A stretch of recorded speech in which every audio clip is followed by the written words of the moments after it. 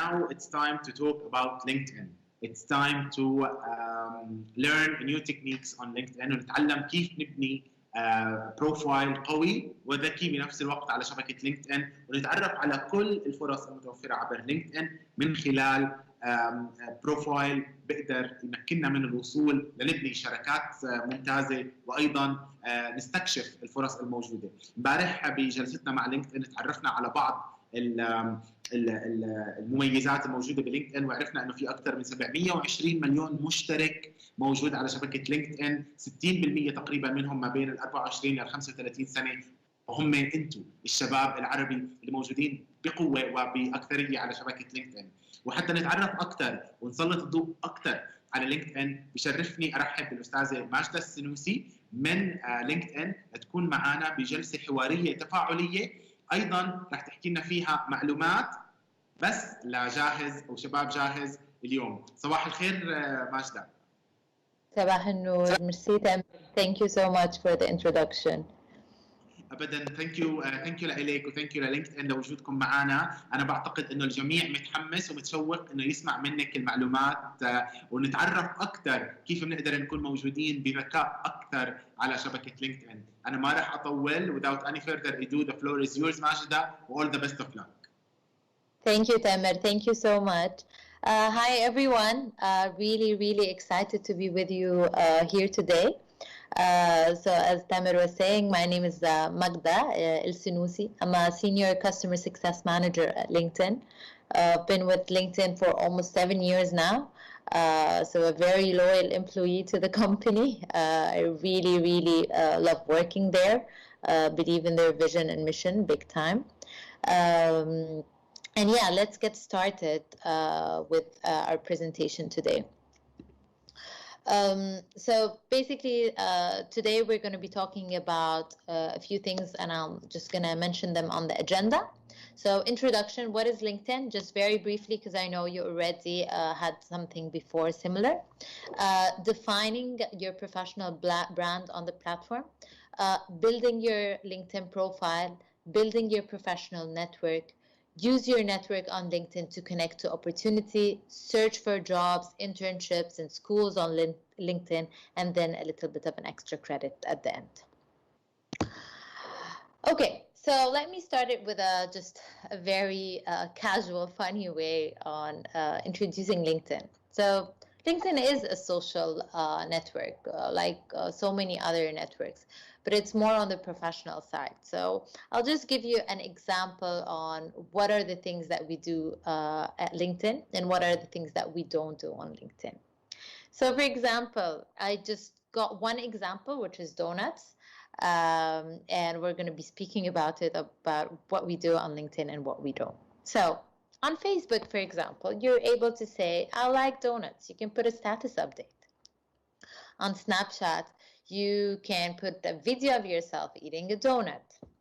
On Instagram, you can put a picture of a donut and people start liking it. And then on Pinterest, you can put a recipe of a donut and people start like pinning it. On Spotify, you can listen to donuts. And on WhatsApp, you can speak to someone about donuts. Like, do you want a donut, or like have a conversation. But on LinkedIn, we do it a little bit different. So on LinkedIn, and I'm just going to tell you what are the things what kind of conversations that you can get into. So you can say things like, I hope to operate a donut franchise one day. I'm looking for a job at a donut company. I have 3 years of experience making donuts. My top skills are donut production and sales. Here are 3 recommendations from a former donut colleague. So it's just a very tiny example just for you to understand the differences and what are the kind of things that you can say on LinkedIn or portray on LinkedIn. Of course, we're going to get into like the real words now, but I just thought of explaining it using donuts. Your professional brand. Okay, so build your professional brand network and connect to opportunity. Just to let you know, on LinkedIn, we have over 722 million professionals on the platform. We increase by 2 members per second. we have over 55 million employers, and then we have 2.9 million groups. Those numbers, guys, are massive. This is really, really big numbers. And this is why building a professional brand and building your profiles in a way and connecting to your network is very important, because there's so many people on the platform. You want to make sure you stand out there. How can you do that? So we're going to be talking about how you can make a good brand, how to identify your brand, and how to be the right choice. Okay, what makes a good brand? So here's an example. Those are mobiles. You probably, like I would say 99% of the audience know what brand of mobile is that. Apple. Why? Because they are very strong in building their brand image. You know what to expect from them. You know what the phone probably looks like. You would know what would be the functionalities behind it. You would know the battery life. You know, you have expectations. You know how to compare it to competition. You know if what are the pros and cons of this phone compared to competition. So this is something that we want to make sure to build something similar to you. We want to be able that when you apply for a company, someone might know you, or when they read your profile or see what you have been doing, they can build an identity to yourself. Sorry, is someone speaking? Yes, Magda, I'm really sorry to interrupt you, بس عم توصلنا كتير messages عم بطلبوا منك if you can mix between Arabic and English كمان, that would be brilliant. Yes, of course. Yeah. Okay, sorry. Thank you. Okay. So how can I have my own brand? ازاي اقدر اعمل براند لنفسي قدام على البلاتفورم؟ ازاي اقدر اخلي ان حد يعرف ايه اللي يونيك فيا انا، ايه الحاجه اللي انا مختلف عن بقيه الناس فيها. sorry, I'm trying to move between the slides. Okay, so how can you be the right choice? عايزين حاجات صغيرة قوي هقول لكم عليها that محتاجين تعملوها. So for example, building a very strong profile على LinkedIn, making sure ان انتوا you fill in all the details على البروفايل، وهخش into details فيها. برضو that you have to stay active على social media platform. So you want to make sure that you're liking, you're sharing, you're adding your opinion, you are connecting with the right audience, you are following certain people. Be very careful what you post, what you don't post. كل ده بيبني الايدنتيتي بتاعتكم. You want to make sure ان لما حد يكتب اسمكم على جوجل your LinkedIn profile pops up. ليه هيحصل كده؟ If you have all the details there, then most likely ان البروفايل بتاعكم will pop up at the top of the list. طيب, building your LinkedIn profile. هنتكلم على setting up your account. هنقول ايه الفرق ما بين البروفايل والريزومي بتاعكم اللي هو السي في. taking a great photo and editing your profile. طيب, setting up your profile. Setting up your profile, I will be sharing this presentation معاكم, بس برضو لو anyone wants to take notes, please feel free to do that. If you want to take pictures of the screen as well, you can do that. Setting up your account, تقدروا تخشوا على linkedin.com and you go in and تعمل sign up and you create your LinkedIn profile, or you can do it حتى through your application على التليفون. بعد كده just to let you know ايه الفرق ما بين creating a profile والريزومي. It's very similar in terms of الاتنين بيتكلموا على your experience. الاتنين هيبقى فيهم اسمكم والتايتلز والeducation والنمبر وكل الحاجات دي. بس how is LinkedIn profile different than a resume? أول حاجة إنه it's one click away from the people that you want to work for. It is a digital thing. It is a live document. It's not like السي في بتاعكم بيكون saved على الديسكتوب عندكم and maybe you send it to a career fair and send it to some agencies. بس البروفايل بتاعكم is live, is there. بيقدر يكونكت مع الناس, is one click away literally from the people that you want to work for. It has your skills, it has more information. بتقدر تحط السيرتيفيكيشن, بيقدر الامبلوير يدوس على السيرتيفيكيشن يفهم ايه السيرتيفيكيشن دي, بيقدر يخليك to interact with the people that you want to contact with. بتقدري ان انتوا يبقى عندكم recommendation, الناس بتحط لكم recommendation و endorsements على البروفايل بتاعكم. So it's all it adds a lot of credibility ان الكلام اللي محطوط ده لما حد بيحط لك referral الحد ده recommendation I mean, بيقدر الامبلوير يدوس على الشخص ده يشوف مين الشخص اللي مديلك recommendation, is he a real person or not. So really the profile gives a lot of credibility to yourself. طيب عايزين بقى نبيلد a profile وعايزين نتأكد ان كل حاجة is there. أول حاجة هقول عليها is taking a great photo. Okay, so people that have a photo on their profile, they receive 21 times more views than the people that don't have a picture. Or they receive 9 times more برضو connection request عن الناس اللي هي ما عندهاش picture. Okay, طيب ازاي نقدر ناخد a great photo؟ First of all بنقول make sure that انه يكون الباك جراوند بتاعكم ما فيهوش distraction. اوكي so زي الصوره اللي قدامنا دي it's blurred, مفيش distraction, الفocus is on the person. طيب what do you wear in the picture? Wear the same clothes that you would wear at work. If it's a casual thing, if you want to be formal, يعني زي ما انتم شايفين في الصوره دي, it's just a very small part of the clothes that is showing. Smile and have a friendly expression. At the end of the day, a smile gives away a lot. It tells a lot about the person.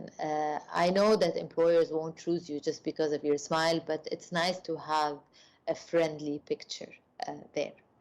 Make sure that your face takes up the majority of the frame.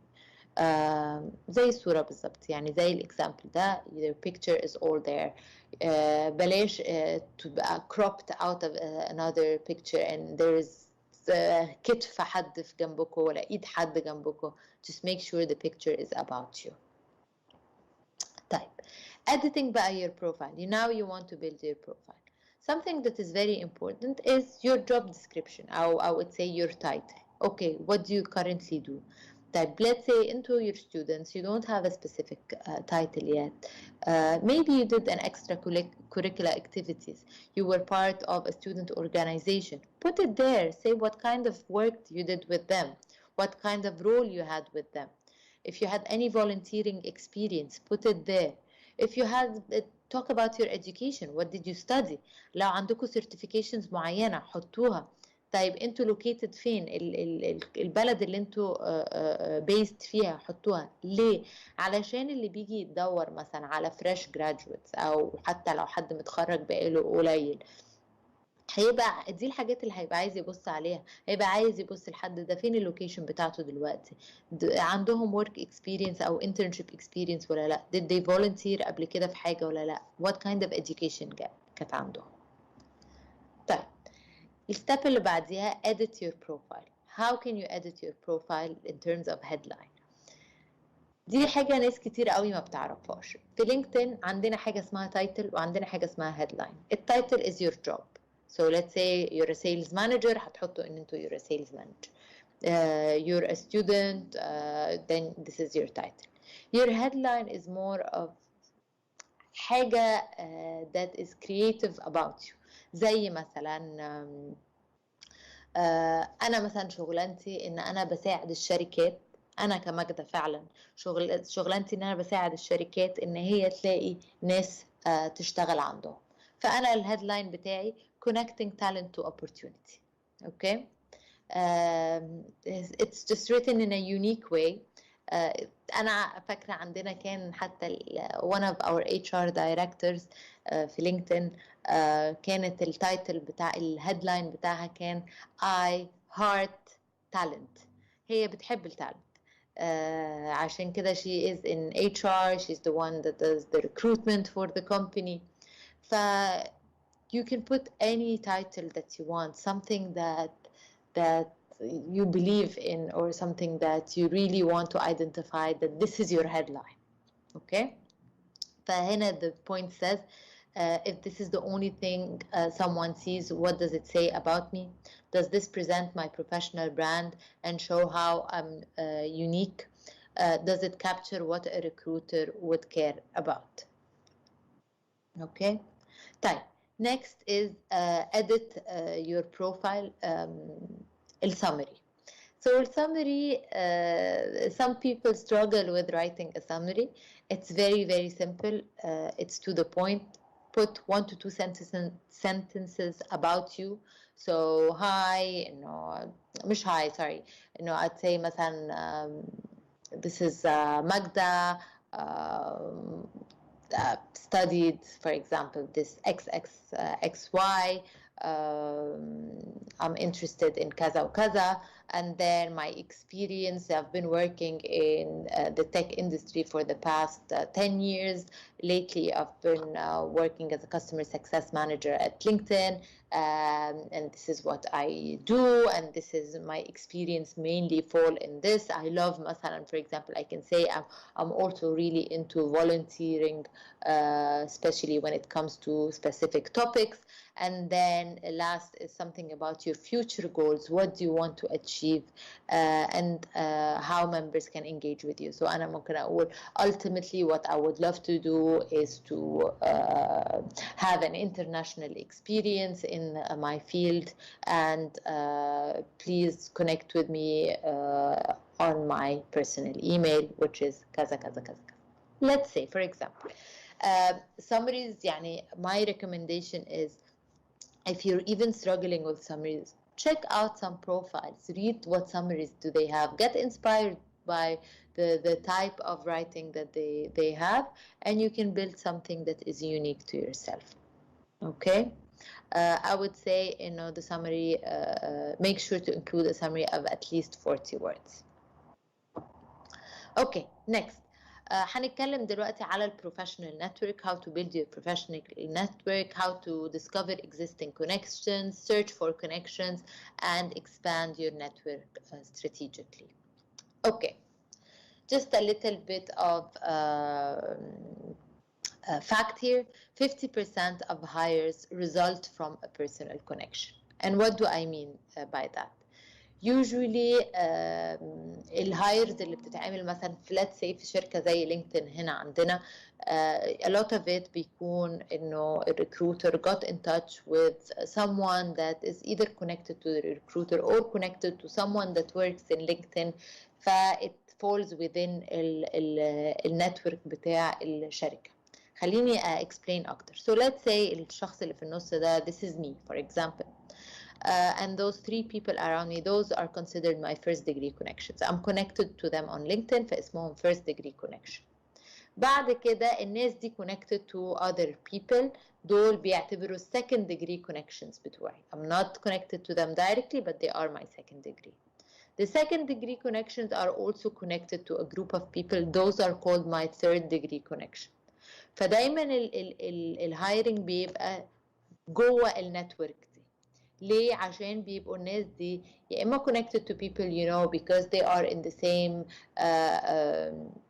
industry, so they connected somehow, sometime in their career, and طبعا because we have a very big network on the platform, you'll find that one network is huge, and this is what we want ان انتوا تعملوه. احنا عايزين ان انتوا تتعلموا ازاي تقدروا تexpandوا النتورك بتاعكم عشان تقدروا تخشوا في سيركلز زي دي, على اساس لما يجي الريكروتر يبقى بيدور على حد يعرف يلاقيكوا within a big network. طيب, خلينا نقول ان this person اللي هو انا I wanted to get in touch مع حد بس who is not my first degree connection, is my second degree connection. فبقدر ان انا مثلا ببعت مسج بقول حاجة زي مثلا I found your profile through our mutual friend Rob. I'm currently exploring career path in technology industry and I admire your experience. I would love to join your network. Okay, ده it's a way for you to get in touch with people, and we say ازاي تقدروا to get in touch with someone that you don't know but بتعملوا conversation a little bit warm. How to warm up this conversation؟ بان انتوا تستخدموا حد mutual ما بينكم انتوا الاثنين. انا let's say انا ماجدة عايزة اشتغل في التكنولوجي اندستري، لسه متخرجة، معرفش مش عارفة ابدأ منين، بخش على لينكدين ببدأ الاقي ناس كتير بتشتغل في التكنولوجي اندستري، لقيت البروفايل بتاع دان ده عجبني قوي الكارير باث اللي هو اخده، وبدأ في شركات very that interest me a lot، حابة اعمل كارير باث شبهه بس انا معرفوش اعمل ايه. I can get in touch، بشوف مين الميوتشر ما بيننا، بقول له ان انا لقيت البروفايل بتاعك through ان رب is mutual ما بيننا، و I really like I admire the career path that you took and I would like to join your network وبس، و you get connected to them. ممكن بعد كده حتى to either tell them I would love to have a call with you if this is possible, to ask you more about what you did to reach this career, what kind of path did you take, and if you can guide me. Those are all things that people do, and صراحة you would be surprised by the reaction of people. الناس بتبقى عايزة تساعد عشان probably هم كانوا في situation شبه دي قبل كده. discover existing connections. بتقدروا تخشوا على اللينكدين بروفايل بتاعكم، بتقدروا تخشوا على my network and then you will be able to see who are the people that you may know. People you may know, LinkedIn automatically works an algorithm and starts suggesting people that maybe went to the same university as you, people that are connected to you. A lot of people are connected to the same people, فبتعمل recommendation. It's an algorithm that works and it gets better. The more you build your network, the more it will get better to recommend people for you. طيب let's say انه okay you want to search، انتوا نفسكم عايزين تعملوا specific search، you can go على الفلترز اللي موجودة على لينكدين و you can search by name، you can search حتى تقول اوكي انا عايزة اشوف كل الناس اللي بتشتغل في لينكدين في الامارات، او انا عايزة اشوف كل الناس اللي بتشتغل في لينكدين في دبلن، واشوف لو حد فيهم ابدا ابص على البروفايلز بتاعتهم، يمكن تلاقي حد كان قبل كده راح الجامعة اللي انتوا رحتوها فبتقدر تكونكت معهم، يمكن connected to someone you know تقدر تبعته له. اوكي وبعد كده you can هنا زي ما قلت search for new connections، تقدر ان انتوا تخشوا على بروفايل حد وبتعملوا connect، وبتقدر تحط حتى a personal note why did you send this request انه hey I would like to be part of your network, I'd like to connect with you. You can put whatever message you want. Okay. طيب expand your network strategically. Who should you be reaching out to? People you have something in common with, people who have a job or work at a company that interests you, people who may be able to connect you to someone who can help you achieve your goals. So دول الناس اللي انتوا you should be reaching out to، اللي هما الناس اللي عندها حاجة in common معاكوا، أو الناس اللي هي بتشتغل في شركة مثلا انتوا interested ان انتوا تشتغلوا فيها، أو ان انتوا حاسين ان الحد ده ممكن يوصلكوا لحاجة انتوا حابين توصلوا لها من in terms of goals. طب what do you tell them؟ بتقدر تقول لهم انتوا مين؟ how did you come across their profile؟ لقيتوا البروفايل بتاعهم ازاي؟ وعايزين منهم ايه بالظبط؟ how can they help you؟ طيب use your network on LinkedIn to connect to opportunity. هنتكلم في next slides هنتكلم على how to message connections, how to ask for informational interviews, request referrals, request recommendations, and add value and engage. طيب برضو another fact here in LinkedIn members are 4 times more likely to get hired when referred. فإن أنت يبقى عندك LinkedIn بروفايل حاجة وتقدم على شغلانة دي حاجة، وإن أنت يبقى عندك LinkedIn بروفايل وحد يرفير you into the company حاجة تانية. الريفيرال is very very strong. this is something that definitely will add more credibility to you. Referred معناها إنه مثلا حد already بيشتغل في الشركة they refer you into the company. ليه؟ عشان دايما the company listens to its employees. بيبقوا عارفين إن الemployees بتاعتها بتبقى عارفة what kind of caliber هما محتاجينه، فالreferral دايما بياخد بونس. Okay. How to send messages on LinkedIn? Sending messages on LinkedIn is very simple. You can send it from your LinkedIn. ممكن تخشوا على الايكون بتاعت المسجز وتدوروا على حد وتبعتوا له. ممكن through الكونكشن page نفسها، الحته اللي فيها كل الكونكشنز بتاعتكم بتروح على اسم الحد وبتعملوا send a message، او بتقدر تروح على بروفايل الشخص نفسه وتبعت message. So sending a message on LinkedIn is very very easy. You can do it from 3 different parts. it's very very simple. طيب ask for information interviews، دي الحاجة اللي أنا كنت اتكلمت عليها قبل كده. لو أنتوا عايزين to get in touch مع حد ما تعرفوش بس عشان you admire their experience and you want to gain from it. فهنا بيقول لك إيه، إنه you want basically what you want to achieve من informational interviews ده إن أنتوا to gain advice على career path. Learn about an industry you're interested in, learn about a specific company، أو you're establishing a professional bond. انتوا برضو ممكن يبقى في شخصيات معينة you'd like to be connected to علشان later on هم ممكن يبقوا your mentors or your coaches. As you can see on the left side, دي is an example of an informational interview request. So, hi Erin, I'm currently exploring careers in communication and admire your experience and accomplishment in the industry. I'd appreciate the opportunity to hear about your career journey. Would you be available for a 20-minute chat over the phone or in person in the next few weeks? Okay. I would highly recommend that ما تتكسفوش, send those requests. You will be surprised with what people would get back to you with. طيب request referrals. What is referrals? Referrals ده as I mentioned ان انت ممكن تسألي حد already بيشتغل في شركة ان هو refer you into this company. Okay.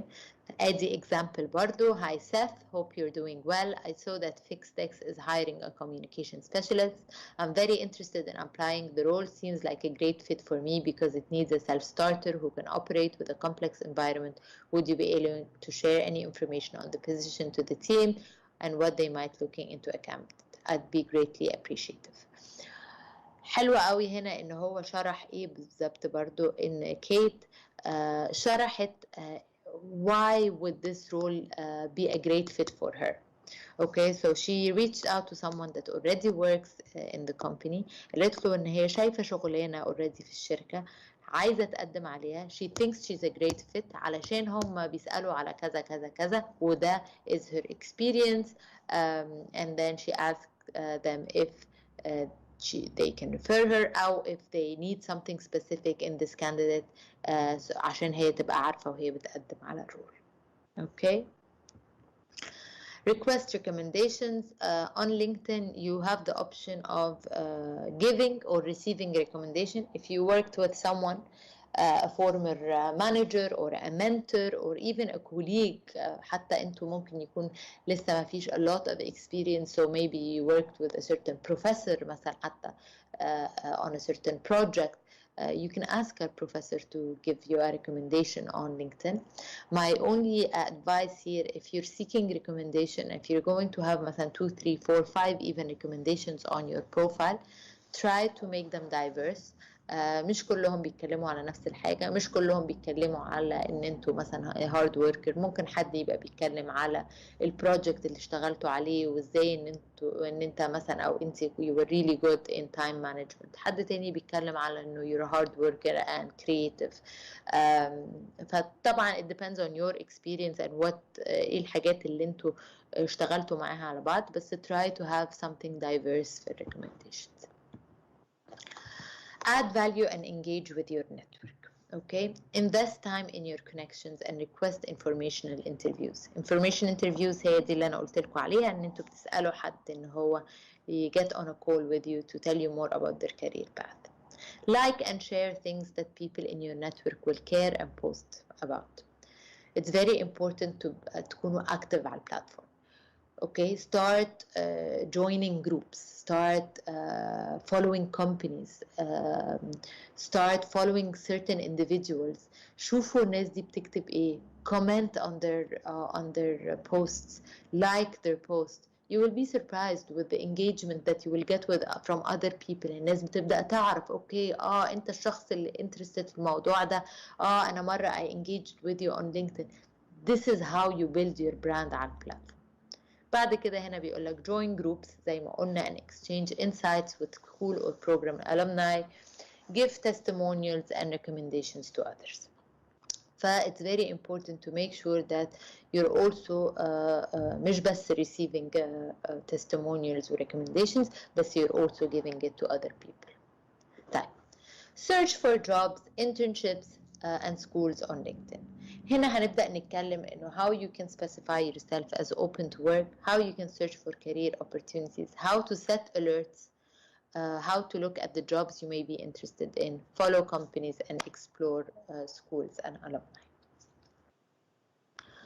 Next would be another fact. 40 million job seekers visit LinkedIn jobs every week. Guys, this is a massive number, and this is also why we go back to point one, where it's very, very important to build a strong brand on the platform. علشان في ناس كتير قوي بتدور على شغل على البلاتفورم. You want to be unique, you want to be the choice. We want to make sure that you have a strong brand that tells exactly who you are. طيب, show recruiters you're open to work. بتقدروا LinkedIn دلوقتي gives you the option ان انتوا تحطوا على البروفايل بتاعكم that you're open to work. You can show it, indicate انه whether you're open to work وحابة انه التايتل دي تبان للناس كلها, ولا حابب انه هي to only be shown to recruiters, على اساس when recruiters بيبدأوا يسيرشوا for fresh grads or people that are in have little experience, بيقدروا يشوفوا البروفايلز بتاعتكم ان انتوا you're open to work. and make sure طبعا في الحالة دي ان انتوا بتقدروا تحطوا ايه الجوب تايتل بتاعتكم, حتى لو انتوا you're student now بتقولوا ان انتوا you're student, what kind of type of job you're doing or type of exercises in terms of projects you're working on and the locations you're interested in. Okay. بعد كده هنتكلم على search for career opportunities. We want to make sure that you know how to search. So on LinkedIn زي ما انتوا شايفين على السكرين هنا في الحتة at the top في حاجة اسمها jobs. تقدروا تخشوا على jobs وبتقدر تقول اوكي دي التايتل اللي انا interested فيها, دي اللوكيشن اللي انا interested فيها. Let's say انه لا لسه انتوا مش عارفين what kind of job, بتقدروا تخشوا على بتسيبوا مثلا التايتل فاضيه وبتقدروا تخشوا على مثلا اللوكيشن, بتختاروا البلد اللي انتوا فيها, تدوسوا على more filters. You can choose even experience level. لو انتوا مثلا شايفين نفسكم you're beginners تقدروا تحطوا as a beginner, تقدروا تحطوا مثلا الاندستري او الجوب فانكشن وتشوف what is out there. Okay, so it's very important for you to do that. Once you do that, اهم حاجه ان انتوا you save your search. Why?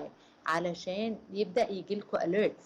so انت ممكن تقول اوكي انا عايز اول ما شغلانة في الاردن تفتح that is a beginner role in the IT industry, عايز يجيلي notification. تقدر تحط ان النوتيفيكيشن بتاعك بيبقى daily او weekly. بتقول اوكي انا عايز اشوف, عشان اول ما تفتح تقدر تخش تقراها وتشوف if it's relevant to you or not and then apply right away. So it's very important to set up the search alerts. Okay. بعد كده LinkedIn starts understanding. Once you apply for jobs and view jobs and save jobs, you can even save the jobs you're interested in. يعني مش لازم تقدموا فيها right away. بيحصل ايه لما بتعملوا كده؟ LinkedIn starts understanding more about ايه type of jobs you're interested in. LinkedIn الباك اند algorithm بتاعها بيبدأ يشتغل accordingly بيقدر يقول لك jobs you may be interested in، وبيحط لك شغلانات that LinkedIn thinks this could be a good fit for you. اوكي، وطبعا الشغلانات دي بيحصل ايه؟ ان هي بتشوف انت كاتب ايه على البروفايل بتاعك، و الشغلانه متطلبه ايه بالظبط، وبتعمل ماتشنج وبتطلع لك as jobs you may be interested in. طيب حاجه تانية that is very important، شوفوا انتوا ايه الشركات اللي you're interested in. start following it. تقدروا تشوفوا اول ما شغلانه بتظهر في الشركات دي بتطلع لك، بيبقى ساعات عندهم حاجه اسمها لايف على البيج بتاعتهم. يعني لو دخلت على الشركه you're interested in ولقيت عندها لايف دي بتبقى صفحه على البيج بتاعتهم بتقول بقى مين هم as an employer، بيعملوا ايه، what is the culture there. دلوقتي this is really important. زي ما انت as a candidate او عايز تبني البراند بتاعك وعايز تبقى الكانديديت of choice وكده، الشركات برضو are fighting over candidates. So they also have to do a lot of effort to show who are they as an employer. Why should they be an employer of choice. فبيقدروا هم هنا this page is where they sell themselves as an employer of choice. So check them out and it helps you a lot for preparing for interviews as well. So I would highly recommend you check it out. explore schools. بتقدروا ان انتوا برضو تخشوا you can search بتقدر تعملوا الفلترنج by schools and then see what are the schools that are out there in case you're interested even to work for a school or to join a university, something for after grad or something, then this is something that you can that you can do. You can also within the page of the school you can check the alumni, so you can see what path يعني انه عايزين تشوفوا what path did those alumni take. طب انتوا لو هتروحوا جامعة كذا او الجامعة اللي انتوا حتى فيها دلوقتي you're part of it, you want to see what most of your alumni do. This is something that you can also check. So it's just a way for you to understand this type of the people that graduate from certain universities, what kind of jobs or careers that they move forward in. A little bit, this is the very last part of our presentation. It is the extra credit part, we call it, which is gain in demand skills with LinkedIn Learning, join groups and privacy settings. So let me go into details. Gain in demand skills. LinkedIn, if you visit opportunity.linkedin.com, if you guys want to write it down, it's really, really good. It's to develop your skills and it's for free. You are able to get access to it. So LinkedIn identified 10 jobs that have the greatest number of job openings with a good wage, with a steady growth over the last 4 years. And there's a learning path to teach the skills of those jobs. So you can go in, check it out, and see what kind of those roles, and you can start doing some, I would say, courses online.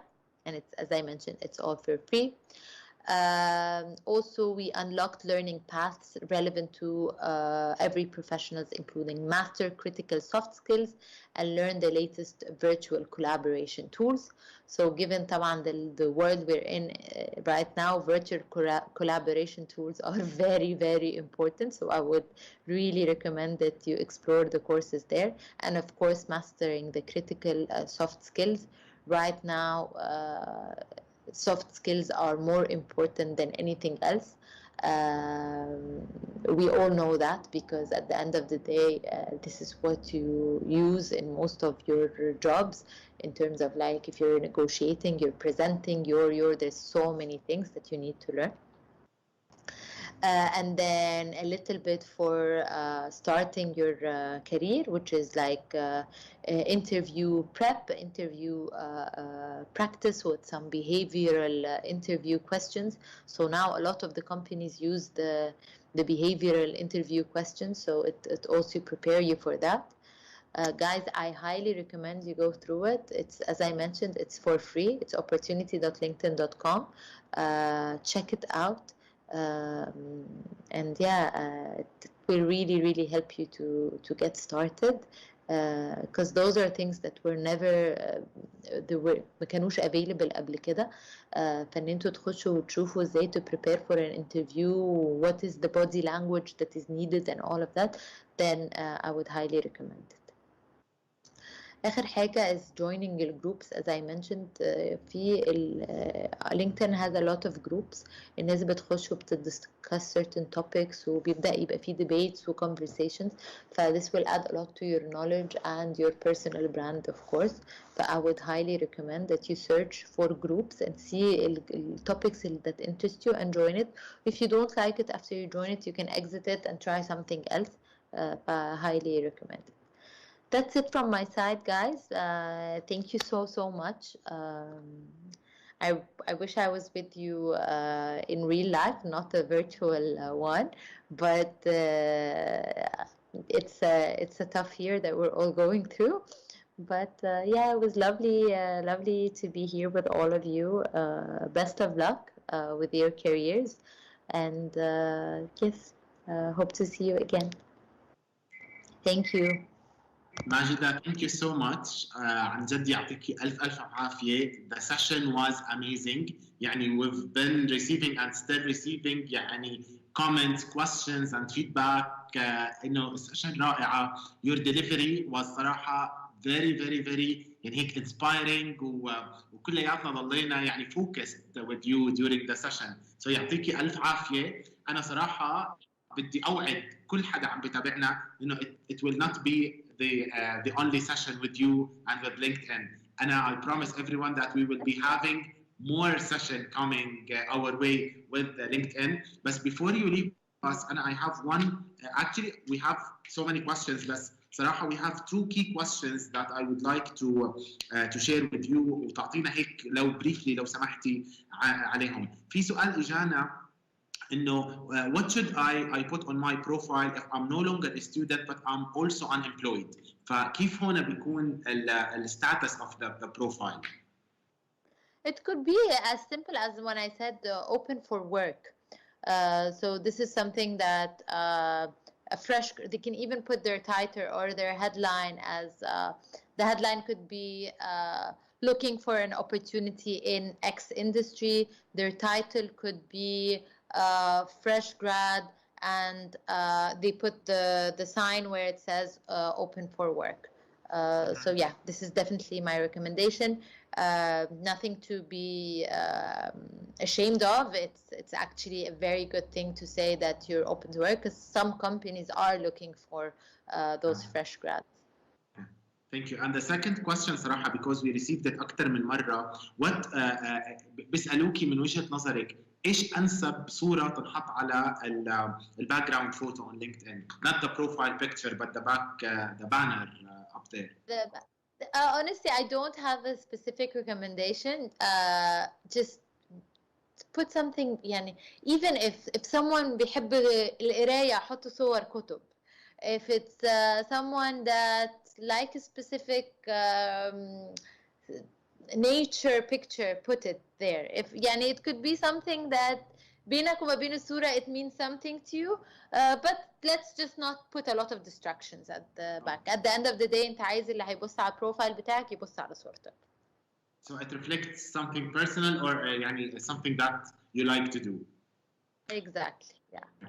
أنا رح أوقف عند هدول السؤالين وأرجع أحكي لك يعني thank you ويعطيكي ألف عافية. أنا رح يعني إذا بتحبي تعطينا آخر مسج منك لكل حدا عم بتابعنا، وصراحة هم كتير يعني امبارح كان في عنا آلاف من الطلاب موجودين معنا واليوم كمان العدد أكبر وأكبر، فهيك كلمة سريعة منك ماجدة قبل ما تتركينا. Yeah, sure.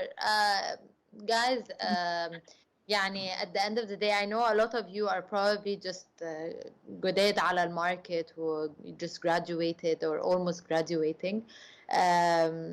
There's a lot to explore out there. Not necessarily أول شغلانة هتاخدوها هي دي الشغلانة اللي هتكملوا فيها الكارير باث بتاعكم، بس as I mentioned, seek support. سألوا الناس اللي حواليكوا، شوفوا الناس اللي دخلوا الكارير اللي انتوا حاسين ان انتوا ممكن تبقوا عايزين تشتغلوا فيه. connect with them, speak to them. مش هتتخيلوا قد ايه الواحد بيبقى عايز يساعد بس بيبقى مستني حد يجي يطلب منه. ف do that. Use what is available right now. الشركات كلها دلوقتي are trying to help out, especially السنة اللي عدينا فيها كلنا. احنا مثلا لينكدين كل الكورسز اللي بقول لكم فور فري دي ما كانتش قبل كده فور فري. We are trying to help out. مش احنا بس, every single company use this right now because it's available. Good luck. Yeah, everyone has a chance for something great الصراحة. يعني thank you for being a great ambassador to LinkedIn, a great mentor to our youth across the region. Thank you so much, Magda. Stay safe. Thank you. You too. Have a great day. Bye bye.